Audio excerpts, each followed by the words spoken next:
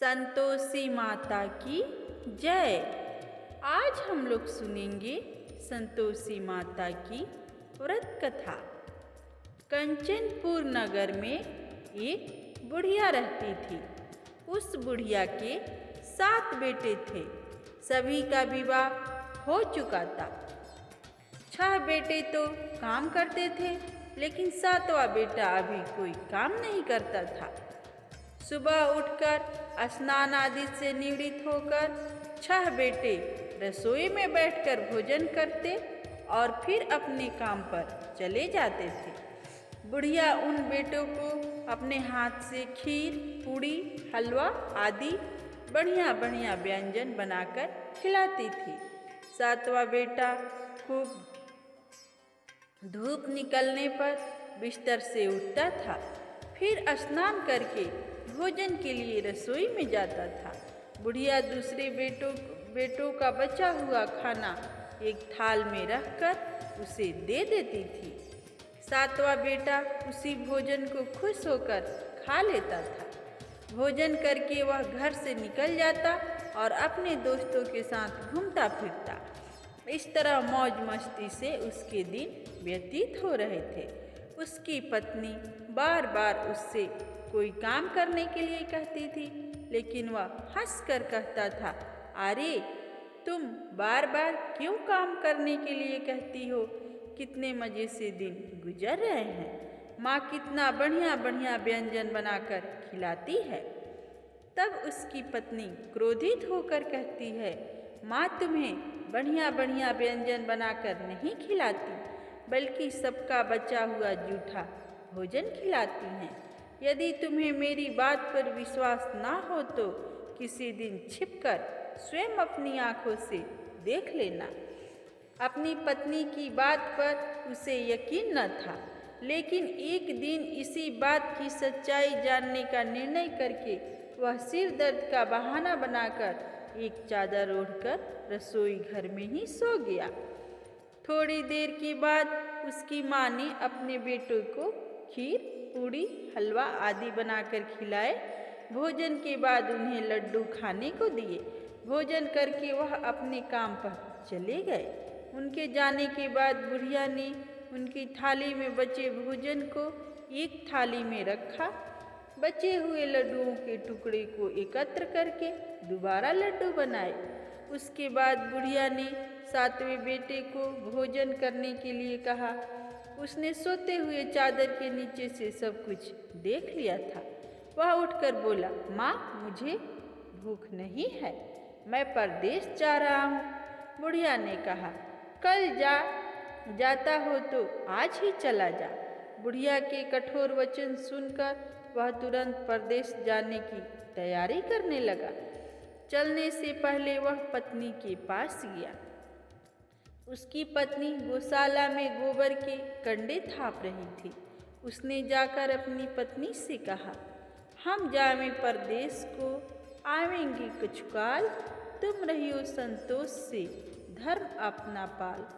अपने पति के वचन सुनकर कुछ गंभीर स्वर में पत्नी बोली, 2 निशानी आपनी देख धरू मैं धीर, सुधी मति हमारी विसारियो रखियो मन गंभीर। अपनी पत्नी के वचन सुनकर वह बोला, मेरे पास निशानी के लिए बस यह एक अंगूठी है, इसे अपने पास रख लो, लेकिन अब तुम भी अपनी कोई निशानी मुझे दे दो, ताकि परदेश में उस निशानी को देखकर तुम्हें याद कर सकूं। अपने पति की बात सुनकर वह बोली, नाथ मेरे पास निशानी के लिए कुछ भी नहीं है। फिर कुछ सोचकर उसने गोबर के हाथ से उसकी पीठ पर छाप लगा दी।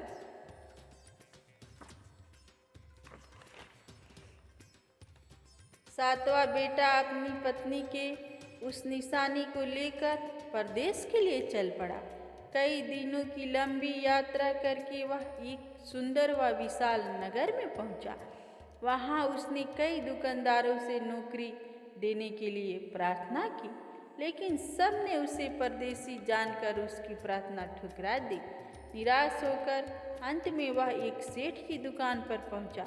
उसने सेठ से भी नौकरी देने की प्रार्थना की। सेठ को एक नौकर की जरूरत थी। उस सेठ ने उसे तुरंत नौकरी पर रख लिया। उस दिन उसकी बहुत बिक्री हुई और वह उस लड़के से बहुत खुश हुआ। कुछ ही दिनों में उसने सेठ का सारा काम संभाल लिया। उसके व्यवहार से आने वाले ग्राहक बहुत प्रसन्न थे। सेठ का व्यवसाय तेजी से चलने लगा। उसने उसकी मेहनत और ईमानदारी को देखकर उसने अपने हिस्सेदार बना लिया। कुछ ही महीनों में उस लड़के ने बहुत सा धन कमा लिया। संयोगवश कुछ समय बाद सेठ को उस नगर को छोड़कर दूर किसी नगर में जाना पड़ा। अतः सेठ अपना हिस्सा लेकर दुकान उस लड़के को देकर चला गया। अब सारे व्यवसाय का मालिक वह लड़का बन गया। उधर बुढ़िया ने उस लड़के की पत्नी को बहुत दुख देना शुरू कर दिए थे। वह हर समय बहू की जली कटी बातें सुनाती रहती थी।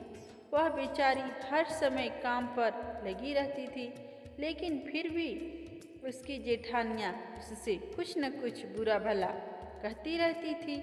सुबह होते ही बुढ़िया उस लड़के की पत्नी को जंगल में लकड़ियाँ लेने के लिए भेज देती थी। उसे आटे से निकले चोकर की रोटियां खाने को दे देती थी और नारियल की कटोरी में पानी दे देती थी। वह बेचारी चोकर की रोटी खाकर भी किसी से कुछ नहीं कहती थी, बस इसे अपने भाग्य का लेखा सोचकर चुप रह जाती थी। एक दिन वह जंगल से लकड़ियां काट कर लौट रही थी। उस रास्ते पर संतोषी माता का मंदिर था। उस मंदिर के पास लकड़ियों का गट्ठर जमीन पर रख वह कुछ देर आराम करने के लिए रुकी। मंदिर में उसने बहुत सी स्त्रियों को पूजा करते देखा तो उसने पूछा, आप किसकी पूजा कर रही हैं? इस पूजा के करने की क्या पुण्य मिलता है? एक स्त्री ने उसे बताया, हम संतोषी माता का व्रत करके उनकी पूजा कर रही हैं। संतोषी माता की पूजा करने के से धन संपत्ति से भंडार भर जाता है, निर्धनता दूर होती है, परिवार में सभी सुख शांति से रहते हैं, लड़कियों का शीघ्र विवाह होता है और उन्हें सुयोग्य वर मिलता है, व्यवसाय में लाभ होता है, निसंतान के घर में संतान होती है। पति अगर परदेश गया हो तो संतोषी माता की अनुकंपा से शीघ्र घर लौटता है। न्यायालय में कोई मुकदमा चल रहा हो तो उसमें जीत होती है, धन संपत्ति में बढ़ोतरी होती है, पारिवारिक क्लेश नष्ट होता है, व्रत करने वाले स्त्री पुरुषों को संतोष मिलता है, सभी की मनोकामनाएं पूरी होती हैं। स्त्रियों से संतोषी माता के व्रत के बारे में इतना सुनकर उसने व्रत करने की विधि भी पूछी। तब एक बूढ़ी स्त्री ने उसे बताया, संतोषी माता का व्रत करके गुड़ और चने का प्रसाद बांटकर स्वयं भी प्रसाद ग्रहण करना, कभी नहीं भूलना। संतोषी माता गुड़ और चने से की गई पूजा से प्रसन्न होती हैं। संतोषी माता का व्रत शुक्रवार को ही किया जाता है। शुक्रवार को सूर्योदय से पहले उठकर स्नान आदि से निवृत्त होकर संतोषी माता के मंदिर में जाकर पूजा करके व्रत कथा सुननी चाहिए। मंदिर में न जा सके तो घर के किसी कमरे में संतोषी माता की मूर्ति या चित्र रखकर छोटा सा मंदिर बनाकर पूजा करनी चाहिए। व्रत करने वाले को उस दिन कोई भी खट्टी चीज़ या खट्टा फल नहीं खाना चाहिए। घर में भी किसी को खट्टी चीज़ें नहीं खाना चाहिए। संतोषी माता के व्रत के बारे में सभी बातें पूछकर सातवें बेटे की बहू ने मन में निश्चय किया, आज सारी लकड़ियाँ बेचकर गुड़ और चने खरीदकर आने वाले शुक्रवार को संतोषी माता का व्रत करूँगी और माता का पूजन अवश्य करूँगी। उसी दिन उसने लकड़ियाँ बेचकर गुड़ और चने खरीदे। शुक्रवार को सूर्योदय से पूर्व उठकर उसने स्नान आदि किया। फिर एक कलश में स्वच्छ व ताज़ा जल भर के चने व गुड़ के साथ जंगल की ओर चल पड़ी। रास्ते में संतोषी माता के मंदिर में जाकर उसने संतोषी माता की विधिवत पूजा की और व्रत कथा सुनी। फिर संतोषी माता के चरणों में सिर रखकर प्रार्थना की, हे माता, मेरे कष्ट दूर करो, मैं हमेशा तुम्हारी पूजा करूंगी। मेरा पति परदेश से सकुशल लौट आए। संतोषी माता का स्मरण करते हुए उसने आस पास वालों को गुड़ और चने का प्रसाद बांटकर थोड़ा सा प्रसाद स्वयं भी ग्रहण किया। इस प्रकार सातवें बेटे की बहू ने हर शुक्रवार को संतोषी माता का विधिवत व्रत करना आरंभ कर दिया। दूसरे शुक्रवार को उसने व्रत किया तो उसके पास पति का पत्र आ गया। तीसरे शुक्रवार को पति का भेजा हुआ रुपया आ गया। इस पर घर के लोग उससे ईर्ष्या करने लगे। जेठानियाँ ताने देने लगी, अरे अब तो पति के पत्र आने लगे हैं, रुपये भी आने लगा है। घर के बच्चे भी बार बार कहने लगे, अब तो चाची के पास रुपया आने लगा है, अब तो वह किसी से सीधे मुंह बात भी नहीं करेगी। वह बेचारी सबके ताने सुनकर चुप रह जाती थी।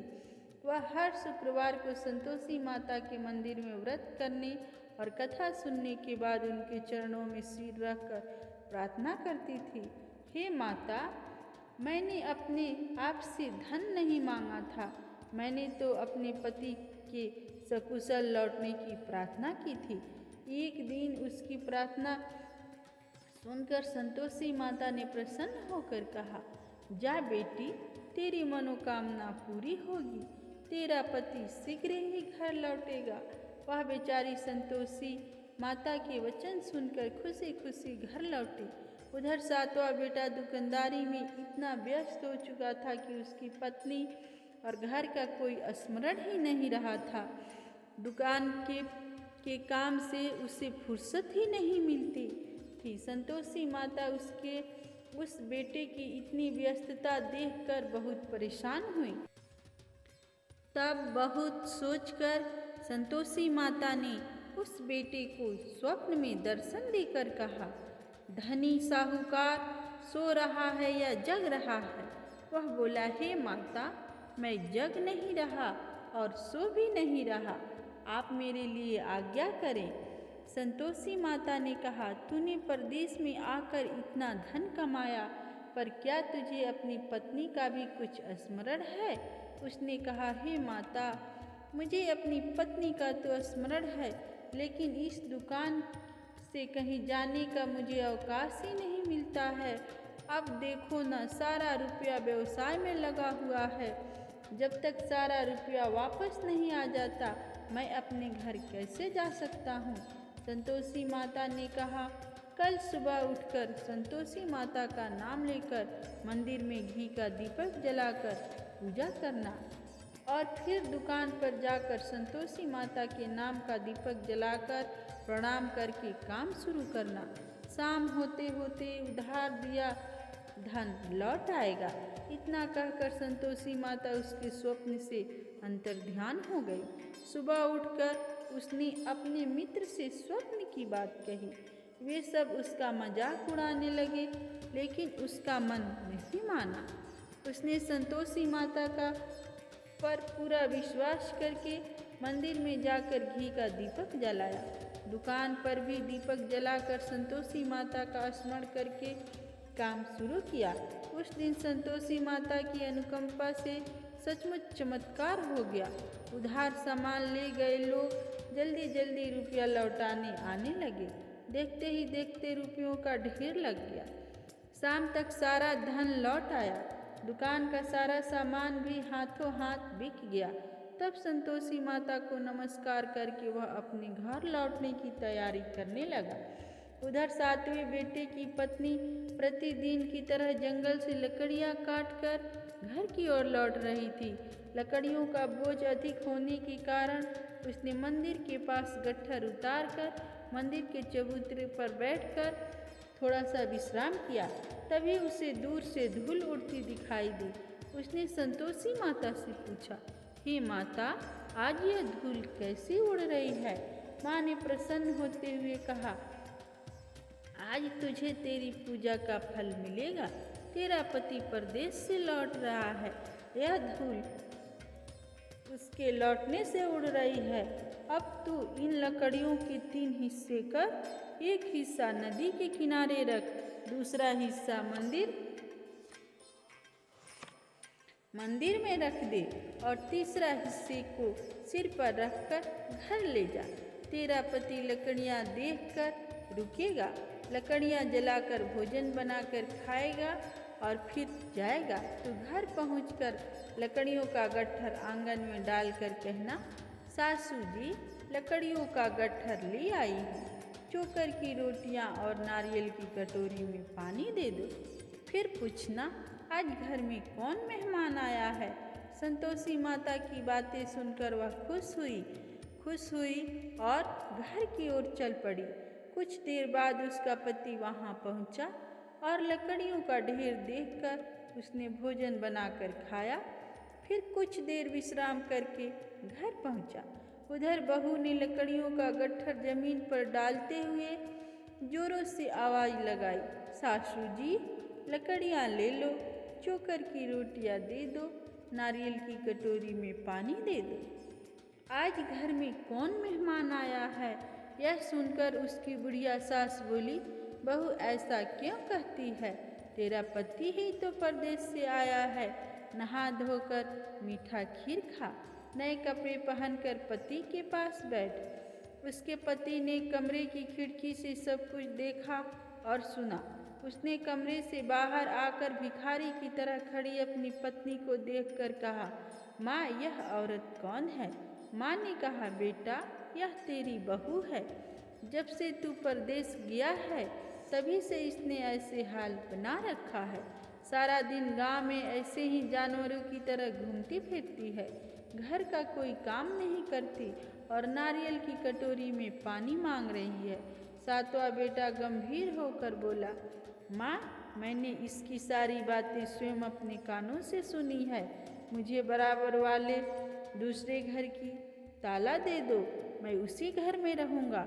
बुढ़िया माँ ने उस बेटे को दूसरे घर की ताला दे दी। अब वह अपनी पत्नी के साथ उस घर में आनंद से रहने लगा। उसके पास धन की कोई कमी न थी। उसने घर को महल जैसा सुंदर बना दिया। अगले शुक्रवार को उसकी पत्नी ने कहा, प्राणनाथ मैं संतोषी माता का व्रत करती हूँ।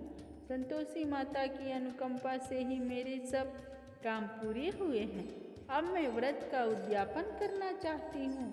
पति ने कहा, अवश्य उद्यापन करो। मैं उद्यापन के लिए सब सामान एकत्र करता हूँ। बहू ने अपनी जेठानियों के लड़के को भोजन के लिए बुलाया। सभी जेठानियाँ उसकी धन संपत्ति और वैभव से ईर्ष्या करने लगी थी। जेठानियों ने अपने बच्चों को सिखा दिया कि तुम भोजन के समय खट्टी चीज़ें मांगना। वे नहीं चाहते थी कि उनका उद्यापन पूरा हो। संतोषी माता की पूजा के बाद जब बच्चों को भोजन के लिए कहा गया तो सब खटाई मांगने लगे। बहू ने कहा, खटाई किसी को नहीं मिलेगी। तब सभी बच्चे उससे पैसे मांगने लगे। बहू ने उनकी बुरी भावना के बारे में कुछ नहीं जानती थी। उसने बच्चों को पैसे दे दिए। बच्चे दौड़ते हुए बाजार में गए और इमली लेकर खाने लगे। बच्चों को पैसे देने और उनके इमली खाने से संतोषी माता क्रोधित हो गई। उनके प्रकोप से उसी समय राजा के सैनिक सातवें बेटे के दुकान पर पहुँचे और उसे पकड़कर ले गए। भोली बहू रोने लगी। जेठानियाँ ताने देने लगी, अरे बेईमानी से कमा कर धन लाया था, इसीलिए राजा के सैनिक पकड़ ले गए। अब बंदी गृह में रहना पड़ेगा, साथ ही राजा सारा धन भी छीन लेगा। सातवें बेटे की बहू रोती हुई संतोषी माता के मंदिर में गई। उनके चरणों में सिर रखकर प्रार्थना करने लगी, हे संतोषी माता, मुझसे कौन सी भूल हुई? आपने किस अपराध की इतनी बड़ी सजा दी है? संतोषी माता ने तुरंत प्रकट होकर कहा, बेटी, तूने उद्यापन में बच्चे को पैसे देकर बहुत बड़ी भूल की है। उन पैसों से बच्चों ने खटाई खाकर तेरे व्रत को नष्ट किया है। बहू रोते रोते बोली, माँ मुझे क्षमा कर दो, मैं बच्चों की बातों में यह सब भूल गई थी। अब मैं दोबारा उद्यापन करूँगी, अब कोई भूल नहीं करूँगी। संतोषी माता ने कहा, जब तू दोबारा विधि से उद्यापन करेगी तो तेरी मनोकामना अवश्य पूरी होगी। मंदिर से घर लौटते हुए रास्ते में उससे उसका पति वापस आता हुआ मिल गया।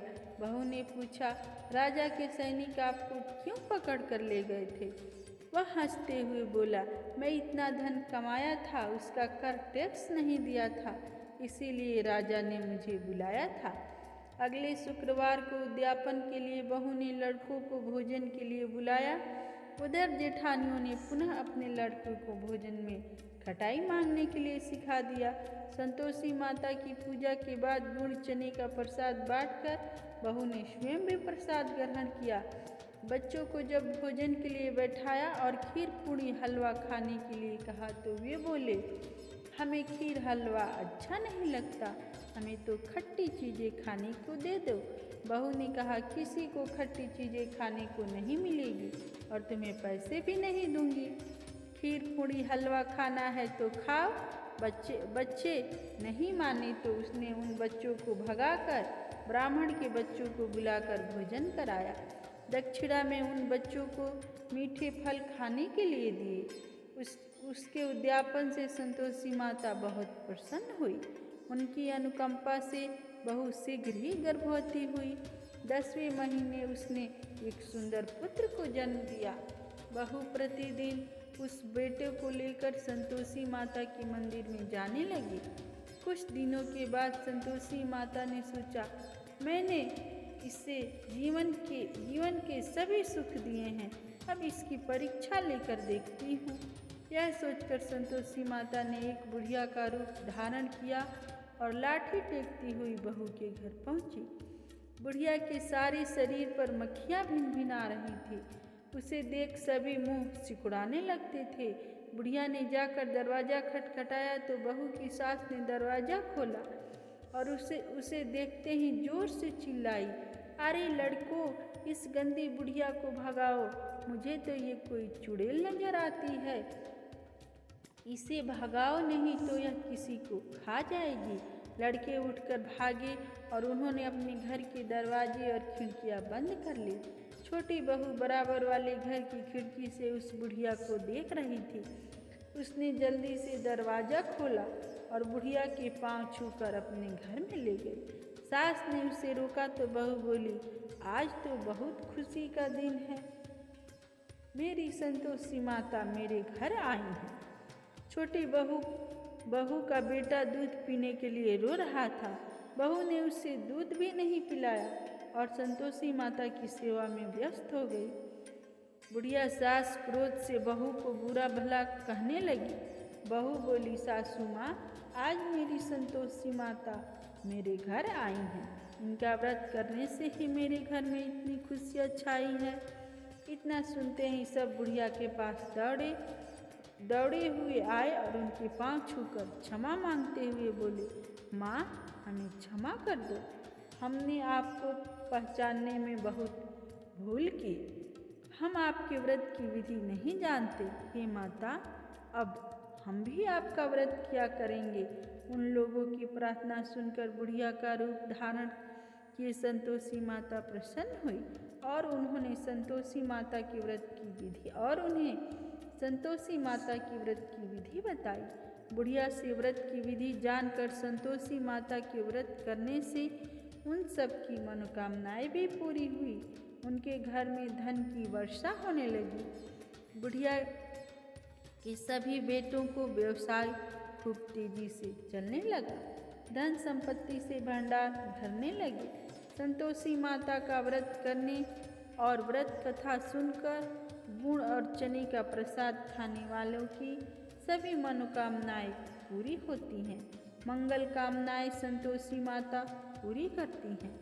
व्यवसाय में दिन दूनी रात चौगनी तरक्की होती है। निसंतान स्त्रियों को पुत्र की प्राप्ति होती है और संतोषी माता का विधिवत व्रत करने वाली कुंवारी कन्याओं को मनचाहा, सुंदर और सुयोग्य वर मिलता है। बोलो संतोषी माता की जय।